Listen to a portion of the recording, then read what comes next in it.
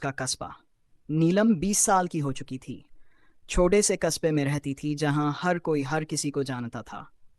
College जाते वक्त वो अक्सर उस पुराने बगीचे के पास से गुजरती जहां एक टूटा फूटा फव्वारा और सूखी बेलों से घिरी एक पुरानी हवेली थी। लोग कहते थे कि वहां एक परछाई रहती है, कोई लड़का जो कई सालों से मरा हुआ है पर उसकी आत्मा अब भी वहां भटकती है। नीलम को इन बातों पर पहले तो यकीन नहीं था, लेकिन एक रात कुछ ऐसा हुआ जिसने उसकी जिंदगी को हमेशा के लिए बदल दिया। दूसरा हिस्सा। एक शाम कॉलेज से लौटते वक्त बिजली चली गई।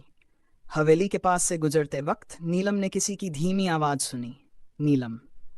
वो चौंकी। यहाँ कोई है? अंधेरे में से एक कद काठी उभरी। एक लड़का, सफेद कपड़े में, नजरों में गहराई और आवाज में कोई अजीब सी तासीर। उसने कहा, मुझे बहुत सालों से कोई नाम लेकर नहीं बुलाया। नीलम डर गई, पर उसके अंदर कोई अजीब सा खिंचाव था। पूछ बैठी, तुम कौन हो? मेरा नाम अर्नव है। मैं 50,000 सालों से इस जगह पर फंसा हूँ। मैं तुम्हें हर जन्म में देखता हूँ और हर बार तुम मुझे भूल जाती हो। तीसरा हिस्सा। रूहानी रिश्ता। नीलम की जिंदगी अब उलझने लगी। हर रात वो सपने में उसी लड़के को देखती, कभी बर्फीली वादियों में, कभी रेगिस्तान के बीच, कभी समंदर किनारे। हर सपना जैसे किसी पिछले जन्म की कहानी हो।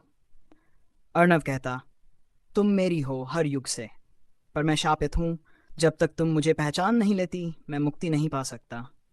नीलम को अब प्यार होने लगा था, एक ऐसे रूह से जो किसी शरीर में नहीं था, बस एक एहसास था। चौथा हिस्सा। सच्चाई का सामना। कस्बे में बातें होने लगी। नीलम बदल गई है। वो किसी से बात नहीं करती, अजीब अजीब चीज़ें बोलती है, रात को हवेली में जाती है। नीलम के माँ बाप परेशान हो गए। एक दिन तांत्रिक बुलाया गया। तांत्रिक ने कहा, ये लड़की किसी आत्मा से बंधी हुई है। अगर रिश्ता टूटा नहीं तो ये भी उसी के साथ बन जाएगी, हमेशा के लिए। पर नीलम ने इनकार कर दिया। मैं अर्नव को नहीं छोड़ सकती, उसने हजारों साल मेरा इंतजार किया है। पांचवां हिस्सा। एक रात पूरी हवेली रोशनी से भर गई। अर्णव ने कहा, अब वक्त आ गया है, या तो तुम मेरे साथ इस दुनिया को छोड़ दो, या मैं हमेशा के लिए चला जाऊंगा।